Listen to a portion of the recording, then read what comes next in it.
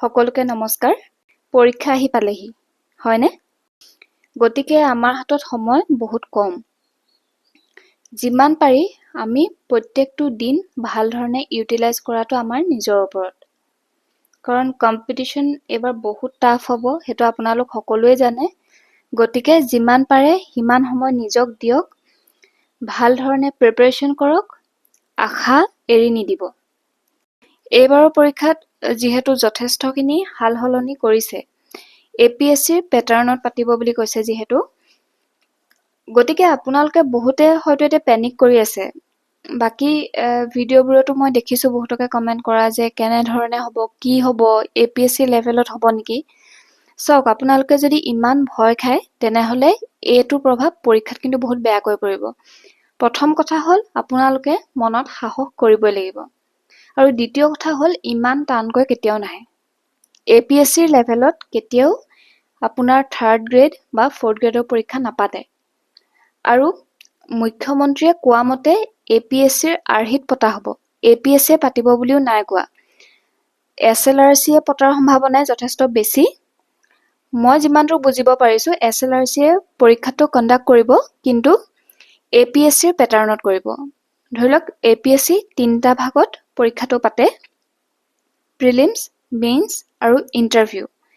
এতিয়া প্ৰিলিমছত আহে আপোনাৰ মাল্টিপল চইচ কুৱেশ্যনছবিলাক, অবজেক্টিভ টাইপ কুৱেশ্যনছবোৰ, হয়নে? আৰু মেইনছত আহে ডেছক্ৰিপটিভ, য'ত আপোনালোকে উত্তৰবোৰ লিখিবলগীয়া হয় নিজে। আৰু ইণ্টাৰভিউত আপোনাক বিভিন্ন ধৰণৰ প্ৰশ্ন সুধিব পাৰে, বা নিজৰ বিষয়ে সুধিব পাৰে, বা বেলেগ বেলেগ ধৰণৰ প্ৰশ্ন সুধিব পাৰে। কিন্তু APSC লেভেলত পাতিবলৈ গ'লে 3rd গ্ৰেডৰ পৰীক্ষাটো অতি টান হৈ পৰিব।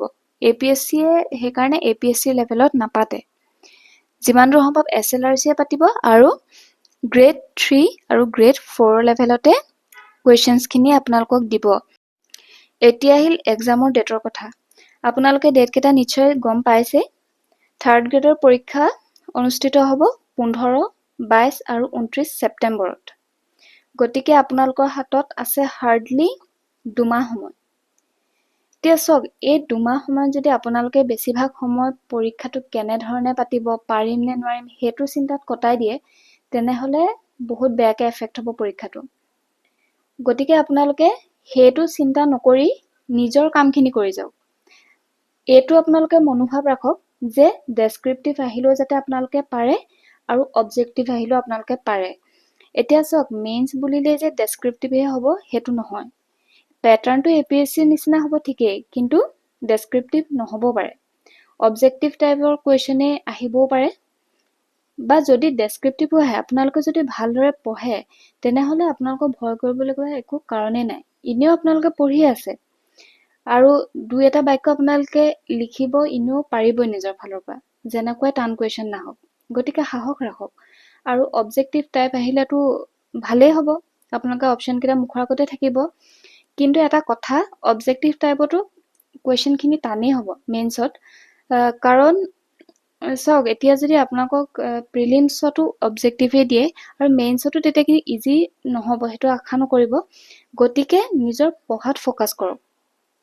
অবজেক্টিভত যিহেতু আপোনালোকৰ ষ্টেটমেণ্ট বেছড কুৱেশ্যন আহি যাব পাৰে, 2-3টা ষ্টেটমেণ্ট দিয়া থাকিব, তাৰ ভিতৰত আপোনালোকে চিলেক্ট কৰি আনচাৰটো লিখিবলগীয়া হ'ব পাৰে। গতিকে আপোনালোকে যিমান পাৰে এইকেইদিন খুব পঢ়ক, আৰু বাকী চিন্তা একদম বাদ দিয়ক। এতিয়া পৰীক্ষা কেনেধৰণে পাতিব সেইটোক লৈ আপোনালোকে ইমান টেনশ্যন নল'ব। প্ৰিটোৰ কাৰণে আপোনালোকে ভাল ধৰণে পঢ়ক, আৰু তেতিয়ালৈকে আৰু কেইদিনমানৰ পিছত নিশ্চয় এইটো আমি গম পামেই যে ডেছক্ৰিপটিভ হ'ব নে অবজেক্টিভ টাইপৰ হ'ব, আৰু সেই অনুপাতে আমি নিজৰ প্ৰিপাৰেশ্যনটো আগবঢ়াম। ঠিক আছে?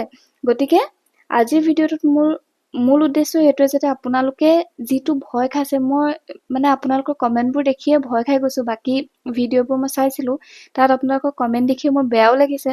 আপোনালোকে বহুতেই চিন্তা কৰিছে বহুত মানে বেছি টান হ'ব নেকি, কিন্তু চাওক, তেনেকুৱা টান নকৰে। কাৰণ তেনেকুৱা টান লেভেলৰ এক্সাম হৈছে APSC। APSC অলৰেডি APSC পৰীক্ষা কণ্ডাক্ট কৰিয়ে আছে, হয়নে? এইটো হৈছে 3rd গ্ৰেড আৰু 4th গ্ৰেডৰ এক্সাম। গতিকে এক্সামৰ লেভেলটো তেনেকুৱাই ৰাখিব। আৰু এতিয়া কিন্তু এটা কথা বেয়াও লাগিছে যে 4th গ্ৰেডৰ এক্সামৰ কাৰণে এইটো অলপ প্ৰচেছটো বেছি দীঘলীয়া হৈ যায়। প্ৰি, মেইনছ, ইণ্টাৰভিউ 3টা ষ্টেজত হ'ব। চাওক, তথাপিও আপোনালোককো এইটোৱে ক'ম যে সাহস নেহেৰুৱাব, সাহসেই লক্ষী, হয়নে? ভাল ধৰণে পঢ়ক। আৰু আপোনালোকৰ এক্সামবোৰ হ'ব 20 আৰু 27 অক্টোবৰত। আপোনালোকে অলপ থাৰ্ড গ্ৰেডতকৈ অলপ বেছি সময় পাব, গতিকে সেইটো আৰু ভাল কথা। আপোনালোকে যিমান পাৰে এতিয়া নিজক সময় দিয়ক, আৰু বহুত বেছি ভিডিঅ' আপোনালোকে চাই নাথাকিব। মানে ধৰি লওক এক্সাম পেটাৰ্ণৰ ওপৰত বা এক্সামৰ ডিফিকাল্টি লেভেলৰ ওপৰত।